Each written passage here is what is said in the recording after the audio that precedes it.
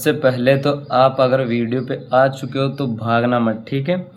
क्योंकि 4-5 एक मिनट गला बैठा, 4-5 दिन की बात है, मैं बोर्ड ले आऊँगा। अभी तक आपको यार कैसे करके जुगाड़ करके पढ़ा रहा हूँ, तो पढ़ लो, ठीक है।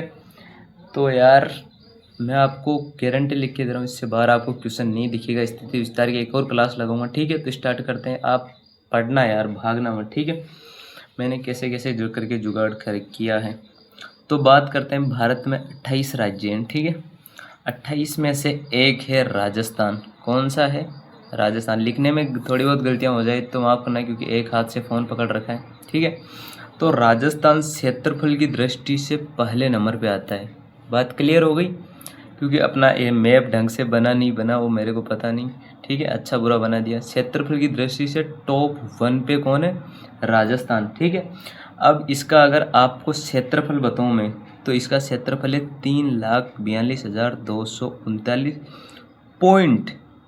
अब यह आपको 74 याद रखना है। पहले जरूरत नहीं थी, लेकिन आजकल के पैटर्न में कौन सा सही है गलत है तो पीछे 64, 74, 72 कुछ भी लिख के आपको कंफ्यूज कर सकता है। और वर्ग किलोमीटर में क्षेत्रफल मापा जाता है, आप सभी को पता है, ठीक है। ये बात आप सभी को बेसिक से पता हो गई होगी, ठीक है। पहली बात अपनी क्लियर। अब ये जो अभी अपना राजस्थान है, मतलब इधर श्री गंगानगर, ये मैंने नाम वाम नहीं लिखे। ये दक्षिण हो गया, ये पूर्व हो गया, ये पश्चिम हो गया, ठीक है। तो ये वर्तमान जो स्वरूप है ना इसका, एक कब आया? तो आप सभी को पता होगा, 1 नवंबर 1956 को जब राजस्थान का पुनर्गठन हुआ, मतलब 7 चरण में एकीकरण कंप्लीट हुआ, तो 1 नवंबर 1956 को वर्तमान राजस्थान स्वरूप में आया, ठीक है। अब बात करते हैं, मैंने आपको एक बात बताई थी अभी थोड़ी देर पहले कि राजस्थान है ना, भारत का क्षेत्रफल की दृष्टि से, जनसंख्या नहीं बोला मैंने, याद है, क्षेत्रफल की दृष्टि से पहले नंबर पे आ रहा है, ठीक है। तो पहले नंबर पे आ रहा है, तो भारत का कितना परसेंट है, मतलब भारत का कुल क्षेत्रफल है ना, ये भी बता देता हूँ चला आपको, 32,87,263, ठीक है। ये भारत का कुल क्षेत्रफल है, वर्ग किलोमीटर आगे याद रखना है।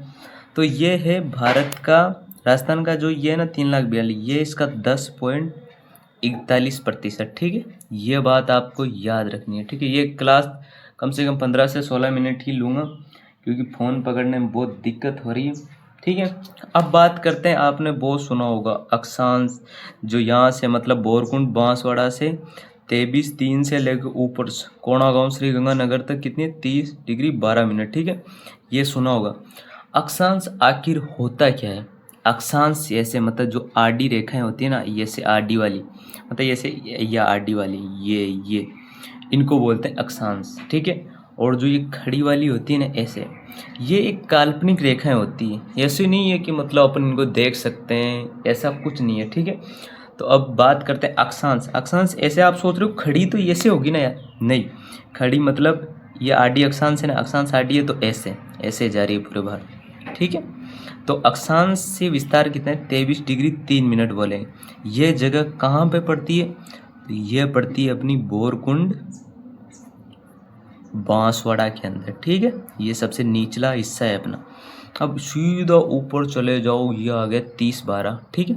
तो ये कहाँ पे है? ये कोणा गांव है, कोणा गांव श्री गंगानगर, ठीक है। ये मैं लिख, ठीक है, थोड़ा लिख दिया, आप समझ जाना।